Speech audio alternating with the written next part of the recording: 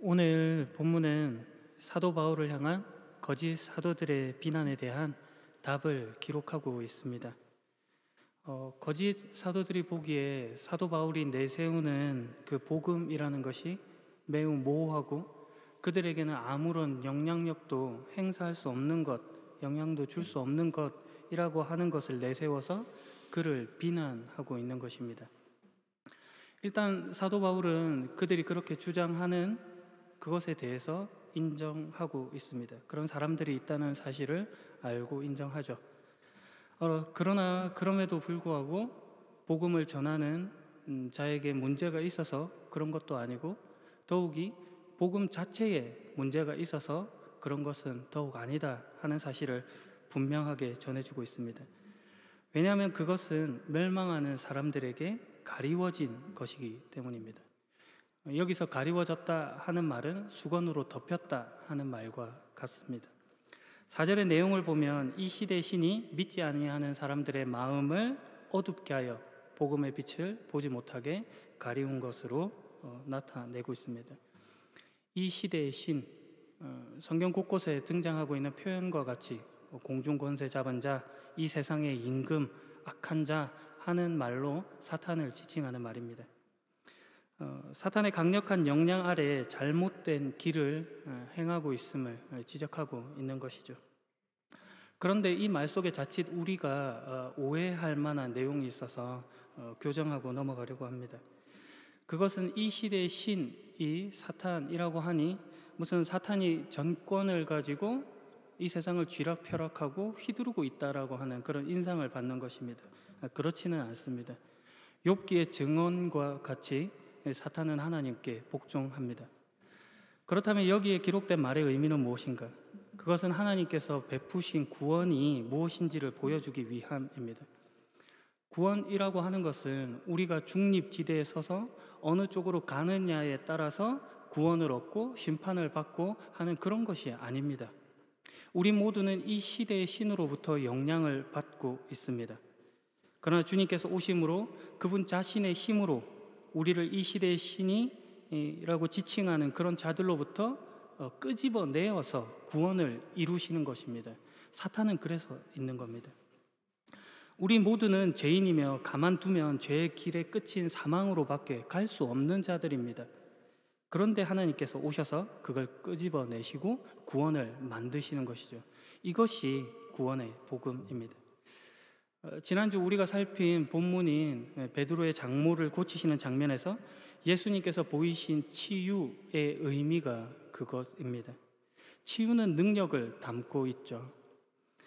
하지만 예수님께서 그만큼 능력이 있는 분이다라는 것을 자랑하는 것에 목적이 있지는 않습니다.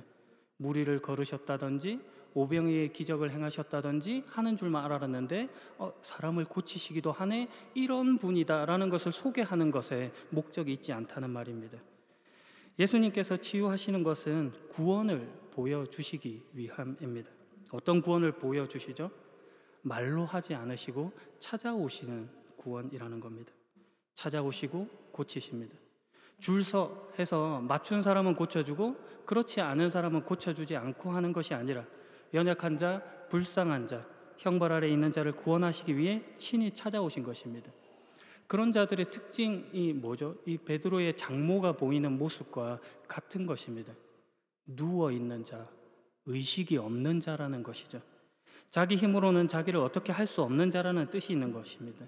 그걸 고쳐 보이시는 것이죠. 하나님의 치유 속에 담긴 구원의 의미입니다. 스스로를 어떻게 할 수 없는 처지에 우리를 찾아오셔서 그분의 능력으로 회복을, 구원을 만들어내시는 하나님, 이 시대의 신으로 인해 어두워져 있는 자들을 위하여 찾아오신 하나님을 오늘 본문이 소개하고 있는 것이죠. 이것이 신비입니다. 그리스도의 비밀은 시크릿이 아니라고 미스테리, 신비라고 말씀드렸습니다. 시크릿, 그러니까 비밀과 신비의 차이도 설명을 드렸죠. 비밀이라고 하는 것은 감춰져 있어서 모르는 것이지만 신비라고 하는 것은 밝히 드러나 감추지 않고 드러났으나 그들이 모르는 것이라고 했습니다. 오늘 본문의 내용과 같은 것이죠. 그런 모르는 자들을 포기하지 않으시고 찾아오셔서 구원을 만드시는 하나님이신 것입니다. 그래서 사도 바울은 이렇게 말합니다. 5절, 우리는 우리 자신을 전파하지 않습니다. 하나님 앞에서 내세울 수 있는 우리의 것이란 아무것도 없다라고 하는 고백이죠. 우리의 재능, 우리의 지식, 우리의 열정 등 아무것도 내세우지 않습니다. 대신 사도 바울은 이렇게 말합니다. 우리는 예수 그리스도가 주님이시라는 사실과 우리가 예수님을 위하여 일하는 여러분의 종이 되었다는 사실을 전파합니다. 모든 것이 예수 그리스도와 연결되고 묶여 있음을 밝히는 것입니다. 복음의 핵심, 그 내용이 이것입니다. 예수 그리스도. 예수 그리스도라는 이름만 빌려서 외치는 어떤 구호, 문구가 아니라 그 내용에 있어서도 완전하고 유일한 것이라는 것이죠. 모든 이유와 근거, 원동력이 바로 예수 그리스도다라고 하는 말입니다. 하지만 고린도 교회에 침투한 거짓 사도들은 그렇게 생각하지 않았습니다.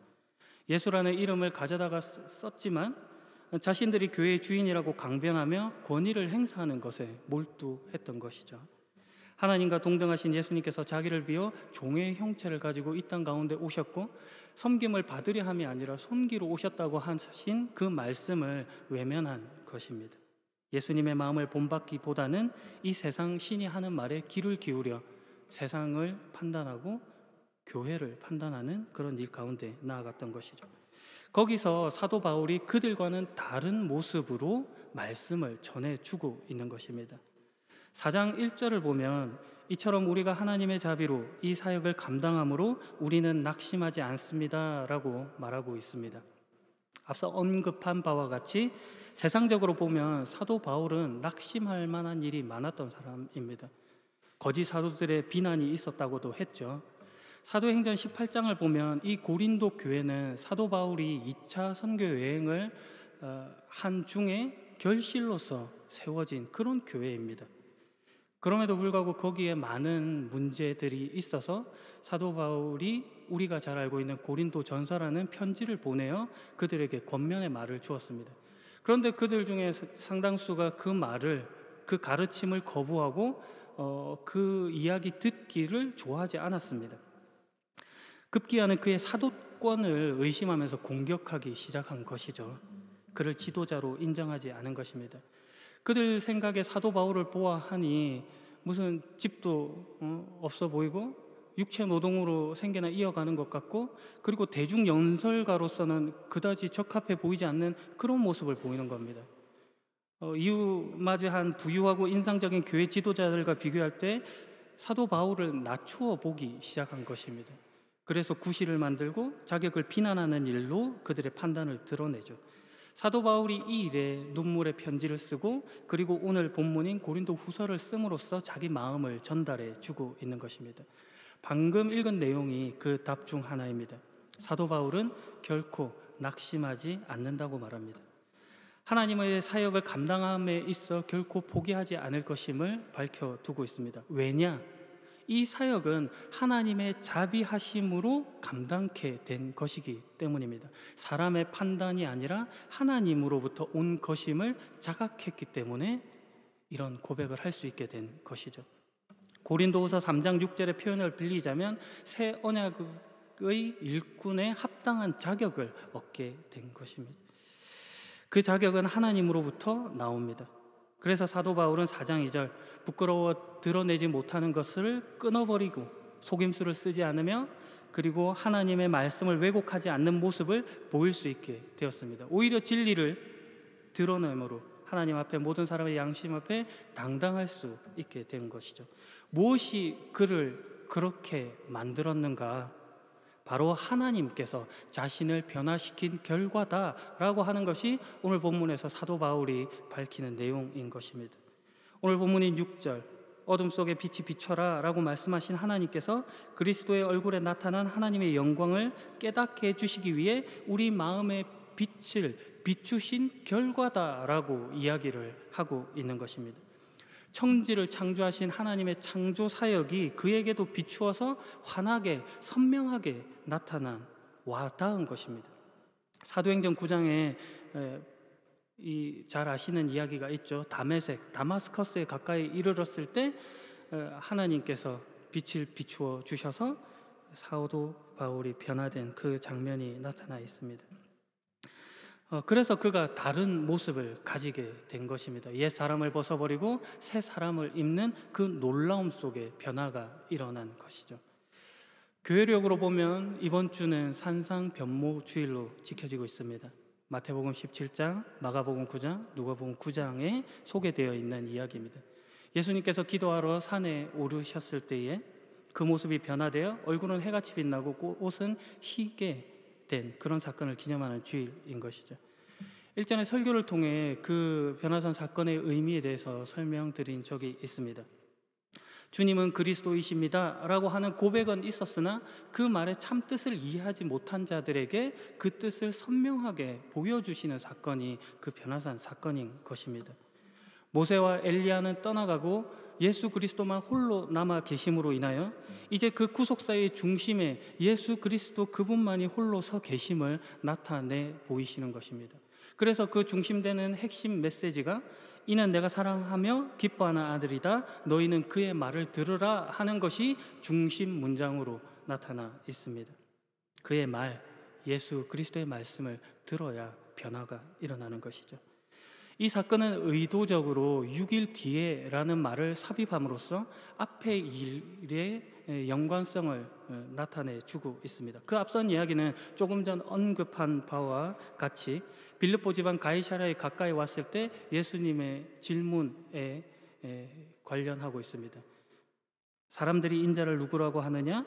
또 그러면 너희는 나를 누구라고 하느냐라고 하는 물음인 것이죠. 거기에 대한 답이 베드로가 주님은 그리스도이십니다 라고 하는 놀라운 대답을 하게 되었습니다. 그때 예수님께서 베드로에게 이렇게 말씀하십니다. 요나의 아들 시몬아, 네가 복되다. 네 혈육이 이것을 네게 알려준 것이 아니라 하늘에 계신 내 아버지께서 알려주신 것이다. 그리고 나서 예수님께서 제자들에게 자신이 고난을 받아 또 죽임을 당할 것임을 밝혀주십니다. 십자가 죽음을 예고하신 것이죠. 그러나 베드로가 이를 거부합니다. 절대로 그럴 수 없습니다. 주님, 이 일이 결코 일어나지 않을 것입니다 라고 말합니다. 예수님께서 돌이켜 베드로에게 말씀하시죠. 사탄아, 물러가라. 네가 나를 넘어지게 한다. 너는 하나님의 일을 생각하지 않고 오직 사람의 일만 생각하는구나. 예수님의 호통과 꾸중이 있습니다. 그러면서 제자들에게 말씀하시죠. 만일 누구든지 나를 따라오려고 하거든 자기를 부정하고 자기 십자가를 지고 나를 따라야 한다. 십자가 죽음이라고 하는 것이 분명하게 말해줍니다. 여기서 죽음이라고 하는 것을 설명하는 단어는 엑소더스라고 하는 단어입니다. 출애굽할 때 그 단어입니다. 떠남, 나옴, 벗어남 이런 뜻이죠. 자기 생각, 자기 판단에서 떠나 하나님이 요구하시는 말씀에 순종하는 것이 참된 안식이고 참된 구원임을 드러내는 것이죠. 죽음이 경험되어야 구원을 말할 수 있는 것입니다. 오늘 본문의 사도 바울이 이 죽음을 경험하고 나서 자기를 내세우지 않고 하나님을 내세운 자가 되었음을 보여주고 있는 것입니다. 사도 바울을 비난했던 자들은 그와 달랐죠. 자기 말을 한 것입니다. 네가 하나님의 사람으로 서 있다고 하면서 왜 그 모양 그 꼴이야? 라고 비난한 것입니다. 뭔가 더 생산적이어야 되고 효용성이 있어야 되고 잘해야 한다라고만 생각한 것이죠. 이런 것들은 다 거짓 사도의 가르침입니다. 하나님 안에서 우리 존재가 가지는 가치, 의미를 외면하고 무시한 결과인 것입니다. 하나님께서 우리를 그렇게 생각하지 않는데 그들이 도대체 무엇이길래 그렇게 판단한단 말입니까? 설령 그들이 보는 바와 같이 우리 인생이 실패와 좌절, 낙담, 무용한 것들, 그런 것들 투성이라고 하더라도 그런 것 속에서 꽃 피우시고 열매를 맺게 하시는 하나님이 우리를 실패로 끝내지 않는다고 하시는 그 사실을 모르고 있었던 것입니다. 우리는 이미 상속자로 부름받은 존재이며 그 속에서 참된 자유를, 구원을 누리고 있는 존재인 것입니다. 그러나 그들이 그 사실을 외면함으로 결국 비난하는 일로밖에 결과시키지 못한 것입니다. 사도 바울은 다른 모습을 보였다는 것이죠. 하나님의 사역을 함에 있어 낙담함이 없었다. 자본주의 사회에서 좀 더 여러분에게 와닿게 설명을 하면 이렇게 표현해 볼 수 있을 것 같습니다. 여러분 복권 사보셨나요? 네, 저는 한 번 사본 것 같습니다. 로또 그 복권 나오기 전에 한번 사본 적이 있습니다. 로또 번호는 하나님께서 제게 6자리를 보여주시기 전까지는 제가 로또를 사지 않겠다고 그렇게 서운한 적이 있어서 한 번도 사지는 않았습니다. 이제 보여주실 때가 됐는데 왜 그러시는지. 여하튼 복권을 사고 그 한 주가 참 행복했습니다. 이게 당첨이 되면은 뭘 할까? 부모님께 좀 드리고 우리 형제 자매들 좀 나누고 집도 사고 차도 사고 막 행복한 상상의 나래를 펼친 것이죠. 아마도 여러분들도 다 같을 것 같습니다. 복권에 당첨되지 않더라도 그런 상상이 즐거워서 아마 매주 또 복권을 사는 것은 아닐까 하는 그런 이해를 가지게도 되었습니다. 그런데 이 복권으로 치자면 우리는 이미 당첨된 자들입니다. 하나님 안에서 1등으로 당첨되어 있는 것입니다. 여러분 안에 이 당첨된 복권이 있다고 한번 상상을 해 보십시오. 회사에 갔는데 상사가 면박을 줍니다. 데미지가 큽니까? 당첨 이전과는 다른 것입니다. 어떤 진상 고객이 다가와서 말도 안 되는 트집을 잡습니다. 그러나 그것이 우리에게 영향을 크게 주진 않죠. 과거와 다릅니다. 그 사람이 가진 것이 없어서 저러나 보다 하는 어떤 넉넉함 같은 것들이 있는 것이죠. 왜 그런가? 우리 안에 하나님께서 그 넉넉함, 여유로움 이런 것들을 주셨다는 그 사실이 확인되므로 우리가 이런 반응을 보일 수가 있는 것입니다. 그러나 우리가 지금 그렇지 못하다고 한다면 우리는 하나님 안에서 가난한 신앙생활을 하고 있는 것입니다. 누구보다 크신 하나님을 신뢰하고 있지 못하다는 그런 고장난 신앙생활을 하고 있는 것인지도 모를 일입니다. 오늘 사도 바울을 비난했던 거짓 사도들이 그랬다는 말입니다. 그들이 하나님을 몰랐던 탓에 정당함을 앞세워 비난하는 일로 십자가의 앞에 자기를 죽이지 못하는 모습으로 나아갔던 것입니다. 지난 주간 새벽 기도 시간에 이런 말씀을 드린 적이 있습니다. 우리가 사사기를 보았었는데요, 텍스트에 함몰되어서 컨텍스트를 놓쳐서는 안 된다, 이런 말씀을 드렸습니다. 앞뒤에 대조가 없고 그리고 역사적인 배경이 없고 문맥이 사라지게 되면은 우리는 하나님이 뜻하신 것을 볼 수 없게 되는 것입니다. 그렇게 되면 우리가 사사기를 읽을 때 사사라고 하는 어떤 한 인물을 영웅시하는 것밖에는 사사기를 읽어낼 방법이 없는 것입니다. 컨텍스트, 문맥, 배경, 정황, 무대, 그 그릇을 볼 줄 알아야 하는 것입니다. 그래야 말씀을 현실화해서 살아낼 수가 있습니다. 컨텍스트를 무시하면 아무것도 담을 수가 없죠.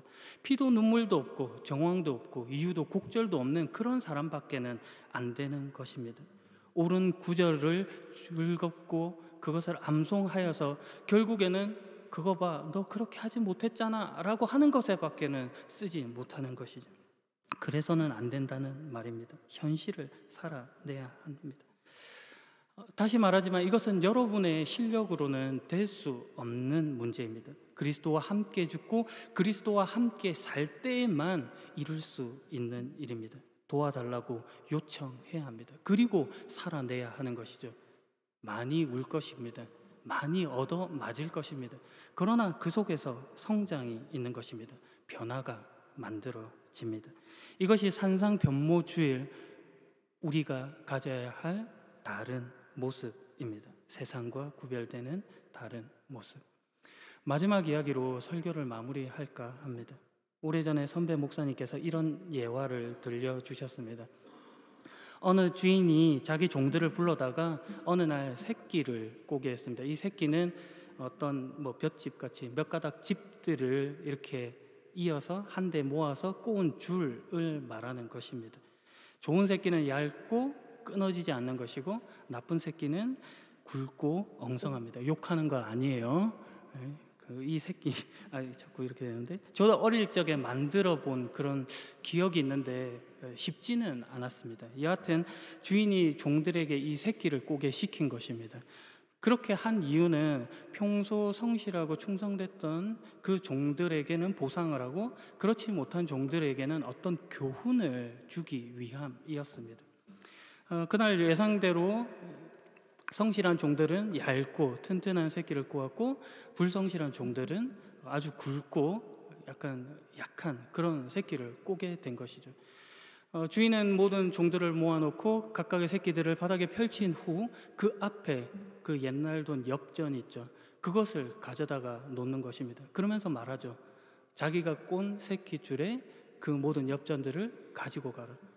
당연히 충성되고 성실했던 종들은 그 얇은 중에 많은 엽전을 가지고 갈 수 있었지만 그렇게 두껍게 꼬은 새끼에는 들어가지도 않고 겨우 끼웠지만 결국은 흩날려져 버리는, 그래서 아무것도 가지고 갈 수 없는 그런 현실을 맞았다 하는 그런 이야기입니다. 말씀을 읽고 문맥을 보고 문장을 이해하고 또 그것을 살아내고 하는 그런 실력이 없다면 우리는 아무것도 담아낼 수 없는 자가 되고 맙니다. 사도 바울이 이 사실을 지적하고 있는 것입니다. 답은 여러분 안에 없습니다. 시체 가운데 생명을 만들어낼 수는 없습니다. 어둠 속에 빛을 비추사 하나님께서 그리스도 예수를 통해 보이신 내용 속에서만 발견할 수 있는 것입니다. 그러니 오늘 여러분이 쌓을 실력은 이 시대의 신이 아니라 예수 그리스도의 말씀을 쫓아 따르는 것입니다. 이것이 세상과 구별되는 신자의 다른 모습입니다. 그 복됨 가운데 마주한 현실을 살아내시는 여러분이길 예수 그리스도의 이름으로 축복합니다. 기도하겠습니다. 창조주 하나님, 여러분 가운데 빛으로 다가오신 주님을 찬양합니다. 음성이 없어도 똑똑히 들려주시는 주님을 바라봅니다. 사망 가운데서 우리를 건져 구원하신 주님을 따라갑니다. 주님과 함께 죽고 주님과 함께 살겠습니다. 주님과 동행하여 비교할 수 없는 다른 모습을 확인하겠습니다. 주여, 우리의 믿음 없음을 도와주소서. 우리 가운데 기쁜 소식으로 다가오신 예수 그리스도의 이름으로 기도합니다. 아멘. 이 시간에는 찬송가 460장 찬양하며 드려진 헌금 하나님께 봉헌합니다.